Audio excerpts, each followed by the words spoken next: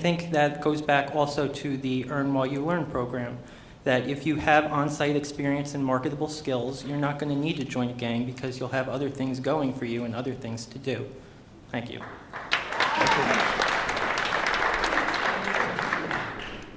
Ms. Boat?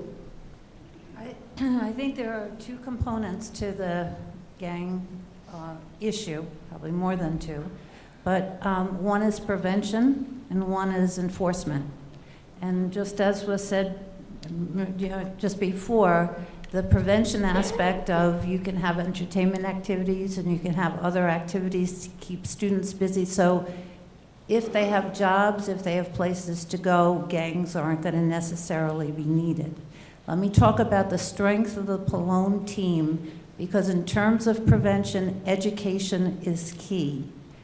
You have Bill Dangler, you have Rose Wittes, in terms of the schools from the very beginning, right on up. I represent higher education. The continuum of bringing together the resources that this team can bring for preventing, doing preventive actions so that kids don't need to get into gangs, don't look to belong to gangs, is part of the strength of this team. One thing that you're going to hear over and over again is each one of us brings a different unique contribution, and it's the collaboration of this team that's going to make us effective.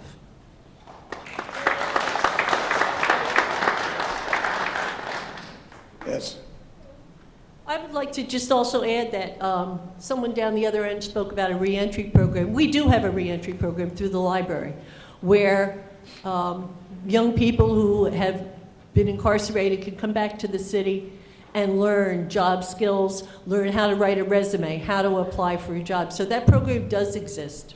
I also think another thing regarding gangs is the schools and the city have to work together. Because as a former educator, there were many times when there was things that happened over the weekend, things that happened at night, but they were going to be brought to the schools. And the students would be very good about telling us, you know, did you hear what happened down on this street last night? They might be bringing it in today. So then we could contact law enforcement to see what did happen. So we have to work together as a community to prevent gangs and to stop them from happening.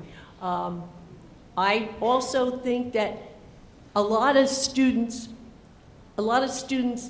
don't want to become involved. They're very happy with their video games, their cell phones. There are a lot of activities in the city that anyone can participate in, but you have to go to them. Thank you. Thank you. Ms. Dos Santos, would you address that question? I got a lot of grief the last time for the way I answered that. We have a gang presence. We don't have a gang problem. We have a gang presence, and I think social media has a lot to do with that. A gang can be anywhere, essentially, now because of social media, and I think that our police force and everybody, the school system, whoever's on the council, everybody needs to be involved to make something work for our kids not to be out and doing things they're not supposed to. But I also think the parents need to get involved, because the parents need to know where their kids are. They need to know what programs are available to them. They need to ask what programs are available for their children, so that it doesn't all rely on the school system or on the people up here or on our police department.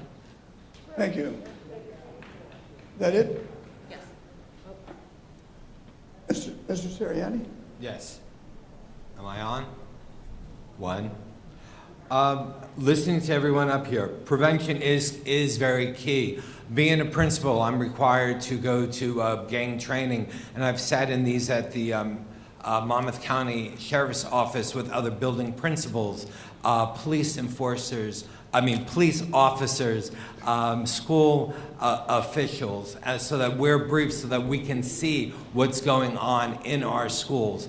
I don't think, and I know that there are students, and I really don't want to give them the label of squealer or turning people in, but they don't want, and I trust that our students don't want certain activities going on in their schools. So when they come forward, we have to be ready to act on their say-so. And from what I've seen and talked with our police department, they do. They have a very good working relationship with the Board of Education, with the principals, and they take every precaution necessary so that we don't have a major problem. Also, again, library, I'm backing that one up 100%. If someone does have a shady past and they want to get into the workforce, go to the library. They are always there to help our residents. Thank you. Thank you.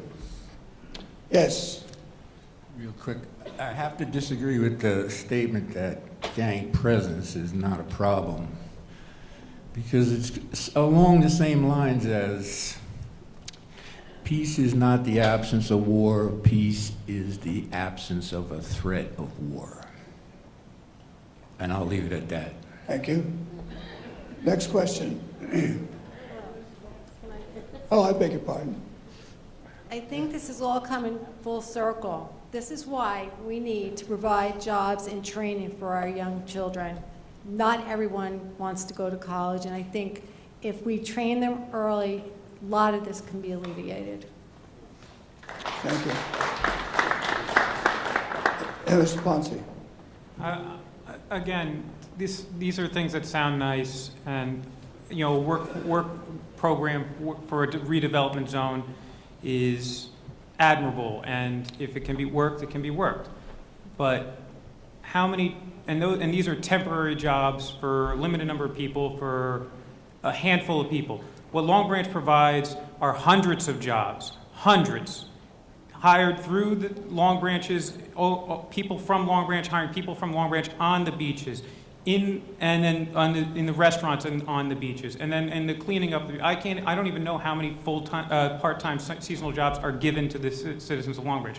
You want to give a handful of jobs to a work-train program, and it can work, I'd be for it, but that is not even going to make a dent with the number of people you're talking about. It's a nice thing to sound, but unless they give some real numbers, I'm not going to believe it. Thank you. It? Anyone else? Yeah, Yes. he's talking about jobs on the beaches. The jobs on the beaches were here before we were here. The jobs on the beaches will be here after we leave. The beach is always going to be there. And we're talking about job programs. Rose touched the point that the job program, we have abandoned buildings. Let's get these kids while they're in high school. Teach them the trades. Not everybody's allowed for college. Teach them a little bit of trade. Let them become a plumber. Let them become an electrician. Let them teach them a little bit. So when they get to high school, when they finish the senior year, they know a little bit. When they get to the senior year, they know that not everybody's college bound. Then we have our co-op, we have our vocational schools, but you got to be selected to go to those vocational schools. You have to be recommended by your teacher, and you have to have good grades. No, you don't. No? No, you don't. No, you don't. Okay, but listen, I know a lot of people that couldn't make it to vocational schools, and people that You're out of order, make Mr. it. Sirianni. Yeah, I know, but I can't. All right. You're out of order. All right. Anyway, let's teach our kids while they're in high school. Get them out for the gangs. Let's get them out of the streets. That's the prevention. Thank you. Thank you. Dr. Selly, would you like to add anything to that question? I've listened to a lot of the comments, and some of them are good and some of them are bad. We have a wonderful school system, but the school can't do everything. It is the family environment where these young children come from, and that's where they learn the basics. However, when they go to school, they learn the reading, writing, and arithmetic. But there are many other things that they have to learn besides what's in school. You can't say it's the teachers. It has to be the family that's involved. I also would like to make a comment about, I forgot what I was going to say. But may I change the subject, sir? No. Thank you. If you have a question, you can address, if you have something you want to say, you can address in your closing remarks.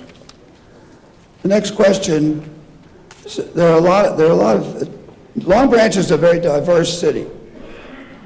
What would you do as a member of the city council to see that,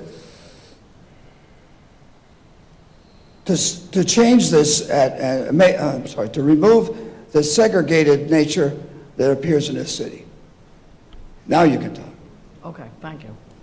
First of all, as we've been walking, and not me, but my teammates have been walking, and they talk to all the people, excuse me, and a lot of them just don't want to come to City Hall.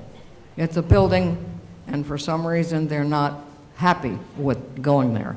However, if we were to have local town meetings spread across the town, and you look and see, maybe have it in the firehouse, we can always have it here if we get approval.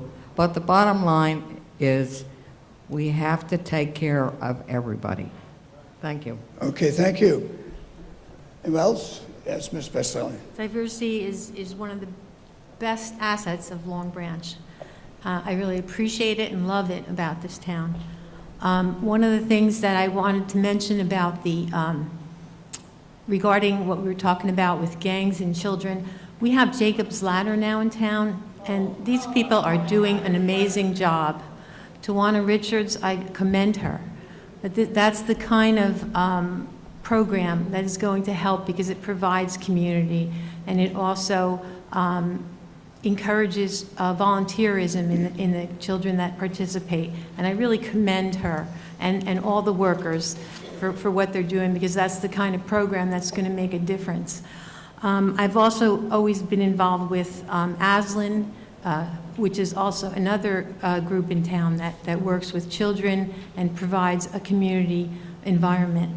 But regarding diversity, I'm excited that our town has so much diversity, and we see it in the different sorts of restaurants in town. We have many different cultures represented there. I now enjoy the Latin concerts in behind Broadway, which are every Tuesday night, which is really something I enjoy, and I feel like it really brings the community together. And those are various things in our community now that's happening, and I think it's important to encourage more of that. Thank you. Anyone else? Yes, sir. Speaking with a lot of the Latino community, you're talking about segregation and feeling segregated and not being able to connect with the rest of the community here. A lot of them say that they wish that law enforcement were better equipped to speak bilingually. So they find themselves not able to express themselves to law enforcement. Let's say it was like a domestic dispute. Well, they won't necessarily call the police anymore because the police haven't, they have to do their job the best that they can, but they haven't been educated enough because of whatever reason, tax dollars or programs, that they can't communicate things to them. So they don't call them to help resolve like domestic disputes. They resolve these issues themselves. They don't feel like they're part of the city. They actually feel as if they have their own little part of their community that they have to function in. And to break that down, you really have to educate that community as to what they need to require, as well as educate some of law enforcement so that it's more approachable on both ends. I think that's really the biggest segregation issue right now in the city. Thank you. Anyone else? Yes, Ms. Solis. One of the biggest reasons I decided to come back to Long Branch and stay here and send my girls to school was because of how diverse our school system is. I also love the fact that our police department reflects the diversity in the city. They speak Portuguese, they speak Spanish. I know that I've seen them stop at accidents and they've had no issue speaking Portuguese with the person in the accident. I've heard them speak Spanish. I understand them. I don't quite agree with Mr. Anastasio on that. Yes, we need to inform the Latino community that there are cops that speak the language that they need to be spoken to, but Long Branch is very diverse, and it's what I love about it. the most. Thank you. Anyone else? Yes, Mr. Dangler. Yes, in regard to diversity and certainly the town of Long Branch, it has always been a diverse city. It is one of the things that I've always loved about being here in Long Branch. I always said if you could live in Long Branch, you could live anywhere because we have always had that type of atmosphere. But we need to get back to those roots. And in regard to the diversity of the police department, one of the things that we have discussed, and I know we have tried, I think we should try a little harder to get more diversity on the police department, get more African-American police officers on the police department, get more Latino and Brazilian police officers in the police department, because the makeup of the city is changing. We have a lot more residents of Long Branch, whether they're documented or undocumented is not the issue. The issue is when the police respond, they do need to be able to relate to it. And if the couple officers that may be able to speak that language can't be there all the time, they may be somewhere else at the time of that dispute, or if it's just a question. Thank you. Thank you. Ms. Vogt? The diversity of our city is growing. It's going to keep on growing. The Hispanic population, as you probably all well know, is the fastest growing segment of the population. So for us to learn how to honor and celebrate diversity and use it for the betterment of everybody is to everyone's advantage. Diversity has been a component of my whole 30-year career in community colleges. Community colleges are dedicated to serving underserved populations. So my experience and my heart in terms of dealing with diversity issues runs deep and is very sincere. As the comment was said before, diversity brings wonderful things to our city with the restaurants, the different types of entertainment, learning the different cultures. All of that we benefit from, but we're not addressing the issues that our immigrant populations need to face on a day-to-day basis. And that's the heart of what we need to start to deal with. The best suggestion, and this was part of John Pallone's platform, in terms of his whole outreach to the community. Those of us sitting up here and saying, come to City Hall or do this, it's a one-sided discussion. It's the reaching out to the community, it's the having the advisory boards, it's the monthly meetings, just as John has put out as part of the platform for this team. When you bring all those people together, that's when we solve problems. Ms. Billings, would you like to address that question? Well, I also agree that diversity is one of our strongest characteristics of this city.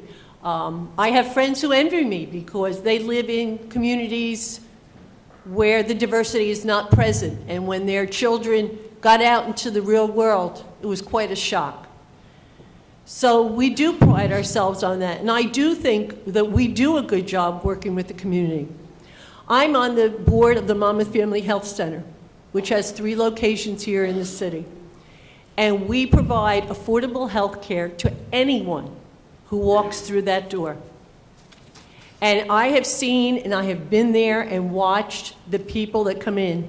It's not just Long Branch residents.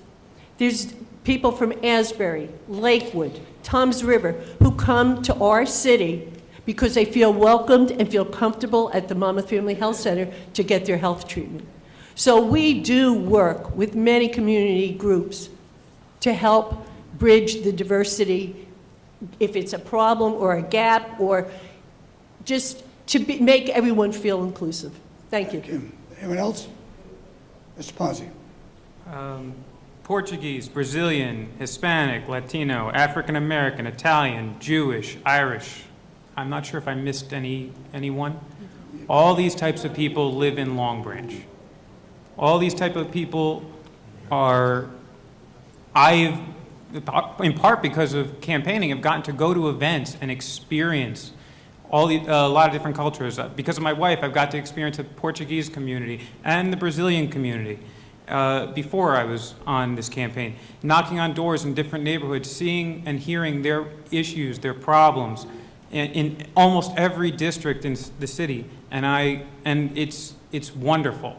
I love listening to it. I love experiencing it, including, like Ms. Pacelli said, for instance, the Jacob's Ladder was what I'd never gone to something like that. It was a different type of environment that I haven't been to before, and I like how they're raising money and just a different atmosphere that I was able to experience. But I also like hearing what the Pallone team was saying about more and more people are moving into the city that are not on the oceanfront necessarily, but more people are moving into the city and wanting to be in Long Branch and experience Long Branch, which is a little bit different than the flyers I've been reading. Thank you. I think- I beg your pardon, Macaulay. I can't see you way down here. Okay. I agree that a diverse community has diverse needs. Avery Grant, with whom I'm running, has always advocated for having 2 representatives from each election district who report to the mayor, and I think that's a great idea. But also, personally, I'm not a fan of the at-large city council model. I don't think it accurately represents our community. I think that we should have wards so that each neighborhood can focus on electing a council person in a competitive race who reflects that community, and we can change the system of government and have a ward system and a more diverse city council and a more accountable city council if we do that. Thank you. Thank you. Mr. Viera. Yes, we're talking about diversity. One thing I'd like to change, if I get a chance, is I talk to the Latino community a lot. The fire marshals and the inspectors, everything, nobody speaks Spanish in that department, very rarely. So when they go for fire inspection or CO, they don't understand half of what's going on. And we're talking about diversity. Look at Team Pallone right here. This is what we call diversity. Thank you.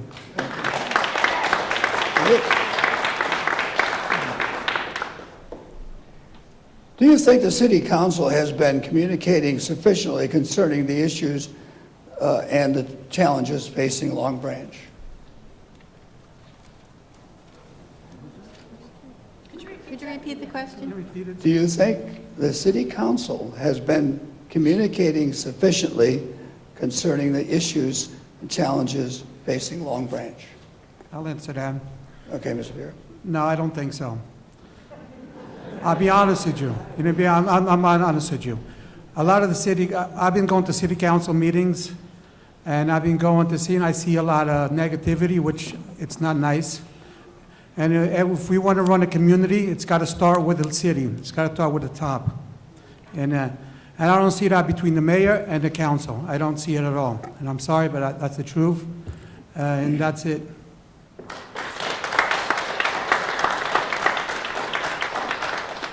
Anyone else want to tackle that? Yes, sir. I think going back to televising the city council meetings would help with the transparency, and people would be able to see what they're missing. You go to the council meeting, and certainly being a board member, the same thing, the agenda's already set. But if you actually see what is voted on and discussed in detail, some of those things that we would miss, and if we televised it, we could pick up on it and go back to the next meeting before the second and third reading of a proposed resolution, and possibly get even more answers than we get originally. Thank you. Thank you. Anybody answer? Anybody else? I would like to say that there was a point where I really didn't agree with televising them, but I'm realizing that that is a good thing to do, especially in light of what Billy just said about transparency. I do agree with that, and I think that would be a great way to continue communication. We can always do more in the means of communication with residents. I know that we do try, but we could always do more. Thank you. Yes, I mean. Can I add to that? Oh, go ahead. Can I go? Wait a minute.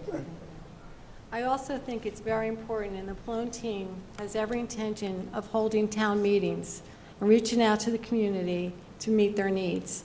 And I think that will bring the community together and it'll also, bring awareness of what the city council is doing, and, to talk to the community and say, what do you think about these ideas? And, just get opinions. And I think that, I also feel that the webpage needs to be updated.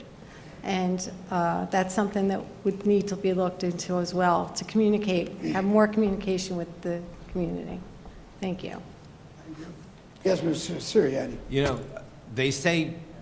They say that we're a part-time job, but in actuality, it's a full-time job. Wherever we go within the city, there's even whether it's a social event, hanging out with friends, going to community activities, there's always someone that asks us a question about what's going on in the city.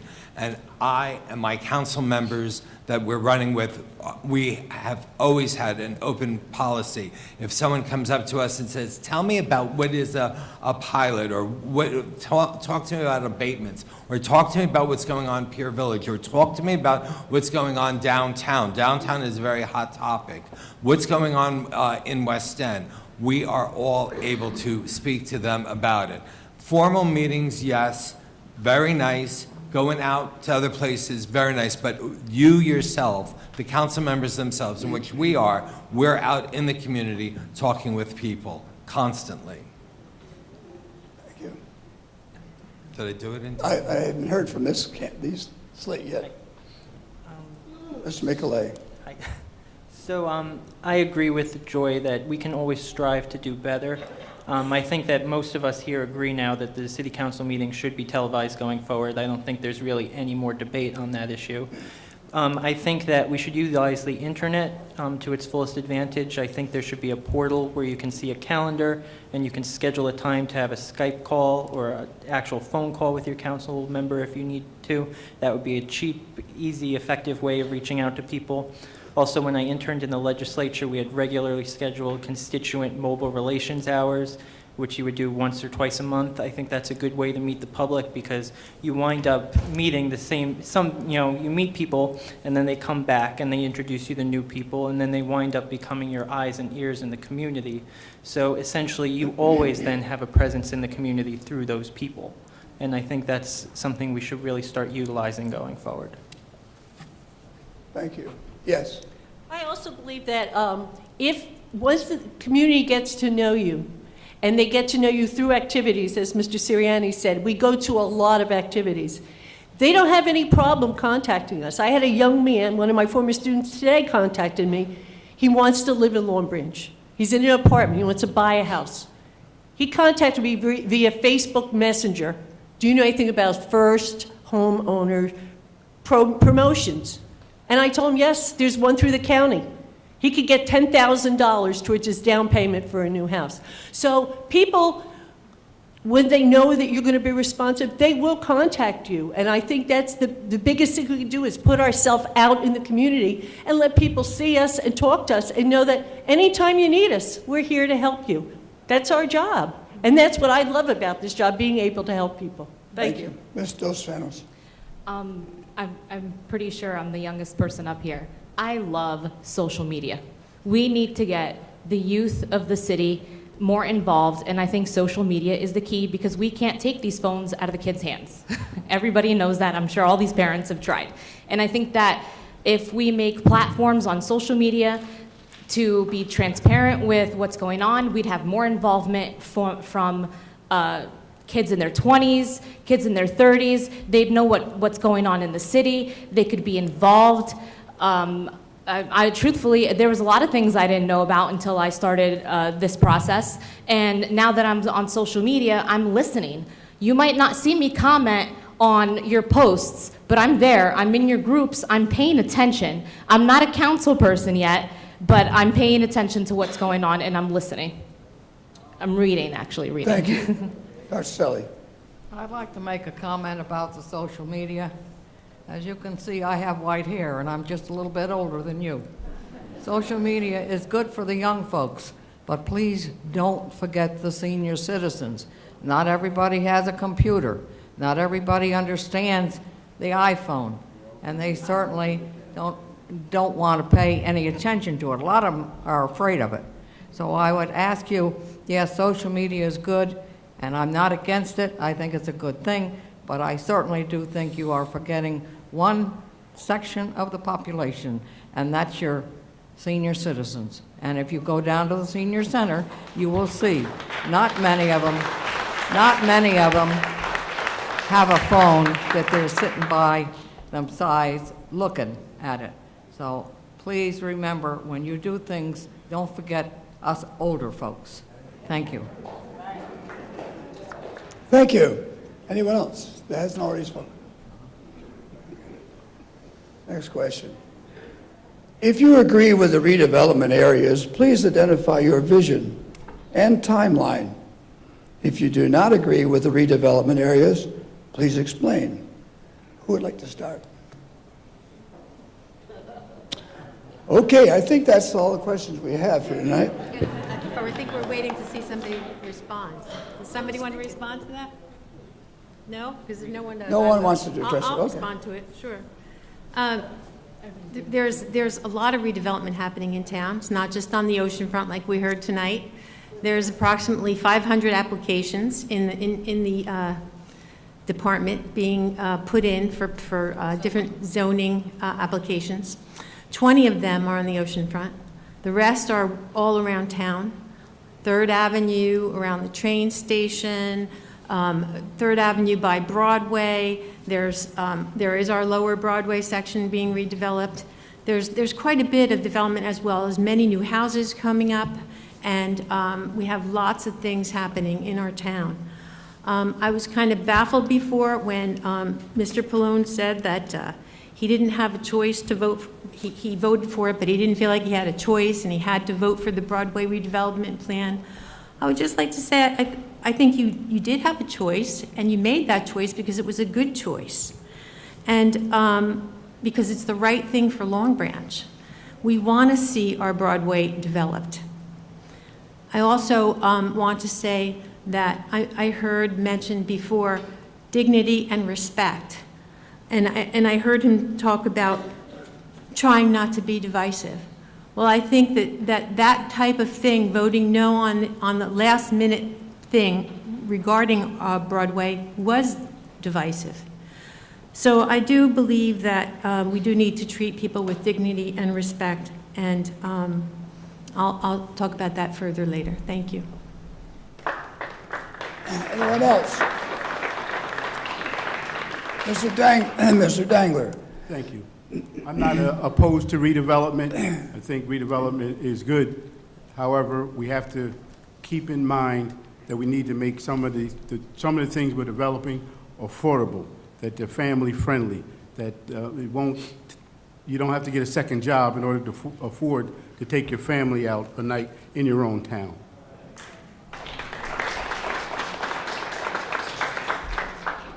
Thank you. Anyone else? Mr. Ponzi? I'm for the redevelopment zone to obviously enhance our economy, but I do agree with Mr. Dangler in the fact that there has to be affordable housing that comes along with it. And I believe this administration, Mayor Schneider, this administration has enforced that in the agreements. Lower Broadway, I believe, has a affordable housing component that is required to be built as part of it. Long Branch, now the affordable housing requirement for the state of New Jersey is pretty stringent, and Long Branch far exceeds that requirement. Because they require, as part of these redevelopment zones, as part of these agreements with these developers, that they have to provide housing for low-income or medium-income families, because we do not want to displace people from Long Branch. We want people moving in of all cultures, of all economic statuses, of all variety, and that's something we want in Long Branch, and as long as the redevelopment zones are doing that, I am for them. Thank you. Mr. Nicolay. So I think it's a somewhat false dichotomy to say, do you support or oppose redevelopment? Because you can support redevelopment but oppose aspects of the way it's historically played out. I think that going forward, we need to make sure that the redevelopment doesn't burden taxpayers at all. We need to really make sure it benefits locals, and we need to also make sure that it has community input, because I'm not a fan of central planning where you just say, we're putting a new neighborhood inside your neighborhood right here, without, speaking to the people who actually live there already. And I think that's something that really hasn't been effectively done for certain aspects of the previous redevelopment. And I think going forward, it's something we really need to focus on, is integrating redevelopment into the existing communities, as opposed to the model where we just say, well, this is a redevelopment zone, this is what's going here, deal with it. Thank you. Ms. Selly? I'm not against redevelopment. However, I think right now, we've had enough. Of course, downtown has to be redeveloped, but along the waterfront, I'm just a little tired of everything that's going on, and if anybody lives on Westwood Avenue, you hear the banging every day while they're working down there. And yes, I know that's the future of Long Branch. However, my real concern, and has always been with any project in this city, is the parking. Where are people going to park? We're going to have all these nice new condominiums. Are they going to build an underground garage? I haven't heard that. We need parking. If you're going to build, you need parking. Thank you. Ms. Billings? Thank you. I'm also a member of the planning board, and I can tell you that when the plans come into the planning board, we do take into consideration the effect it's going to have on the neighboring properties. And if we feel there's going to be a problem, we ask them to revise their plans. Regarding the parking, that is a huge part of the planning board process. And most of the projects that are up on the waterfront have their own parking. In fact, a couple of the projects will be providing more public parking on the street in their area. So we do take the parking very seriously, because we do know there's a parking problem in the city. And we have also discussed that maybe we are getting to the point of saturation of development in this city, because our infrastructure is old. And it's going to be difficult unless we can improve the infrastructure. We probably are close to saturation right now on the development and redevelopment in the city. Thank you. Thank you. Mr. Sirianni? Yes. Kate Billings and I sit on the redevelopment committee for the city of Long Branch, for the council, along with the mayor and other professionals that we have. When you're on city council, you can only have 2 members of the council members on a committee, because if you have 3, then you have the majority. So for sunshine law, it's a max 2. Just wanted to clarify that. We talk with the developers. We sit there during the long negotiations. Parking is one of the biggest, longest conversations that we have in regards to that. Being on the redevelopment committee, we also can push the redevelopers, because they'll come in with a shoebox and we'll tell them, no, we want something more interesting, more architectural design. And we ask them and we tell them, this is what we're looking for if this is what you're planning on doing in Long Branch. So our time is very well spent. We do work with the developers. We do work with their lawyers, always keeping Long Branch first, always keeping what's going on to better our city. That's something that we really stand for. And the sad thing is, the 2 of us, we tried our best to communicate that back to our full board, full council, and some of it, I guess, did not get all the way through. Thank you. Anyone else really? Okay. Well, there's redevelopment and then there's overdevelopment. And I do believe that things have reached overdevelopment. On a normal summer day, there probably is so much traffic, as Kate was saying, that it's almost unbearable any longer. I mean, I live right off of Broadway, and I have to add, 20, 25 minutes extra to anything that I want to do just to get from point A to point B. And it's not so much that, okay, I understand things are happening in the city and that, but has anybody ever slowed down and thought, is there any safe evacuation route out of this city?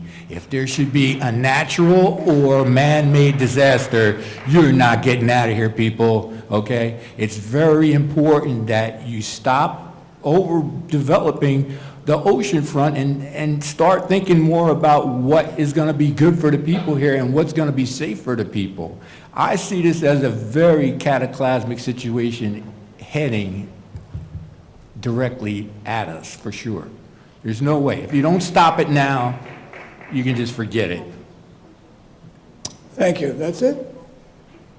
We reached a point where by time, we have to begin our closing statements. And again, by lottery, I'll start with Dr. Sally.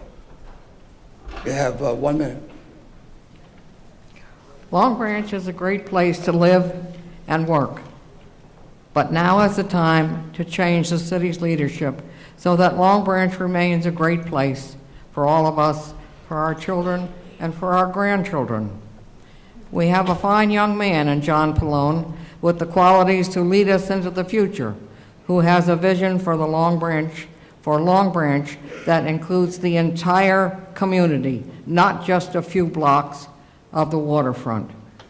Therefore, I am asking for your vote on May 8th for the Long Branch First Team, headed by John Pallone for mayor, and the council, Bill Dangler, Rose Wittes, Mario Vieira, Anita Vogt, and myself.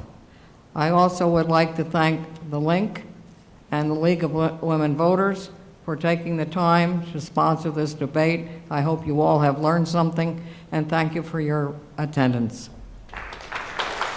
Thank you. And a vote? All around town, you hear the cry for change. People don't demand change when things are good. After 28 years with this mayor, we have a field of broken promises in Lower Broadway and a divided city of haves and have-nots, and that must change. Diversity is our strength. We must change our leadership and our priorities to represent, respect, and serve everyone. That's the platform of the Pallone team, with the same motto as on this medallion of our fine police force: to serve with professionalism, respect, integrity, dedication, and excellence. I bring to the team competency of 30 years of experience in public administration, a proven track record of commitment to serve the diversity of this fine city, and the character and respect of my colleagues who've honored me with numerous awards. My name is Anita Vogt. That's not just a campaign name. I need your vote. We need your vote. On the ballot, vote 1 on top for John Pallone as mayor, 5 on the bottom for the Pallone Council.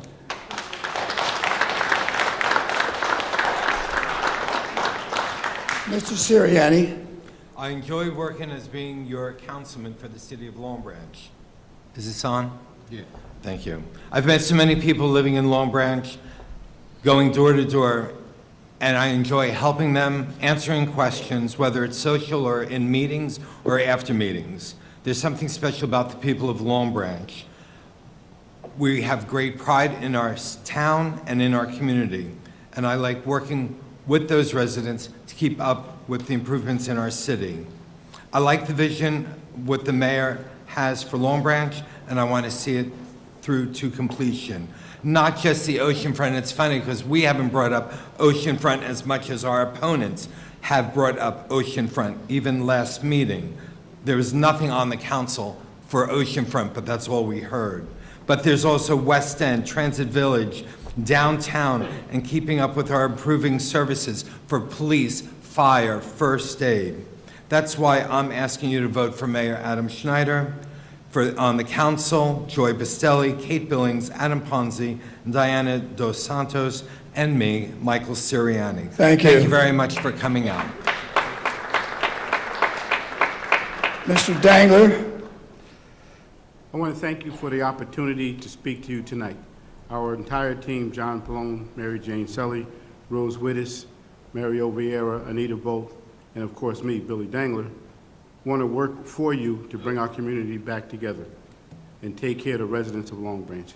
I am proud of what I have been able to accomplish and be a part of as a school board member. We've built 6 new schools at no cost to the taxpayers, and we've held the line on spending. Now I look forward to serving as a member of the City Council. Our team will require the developers to hire and train local residents and provide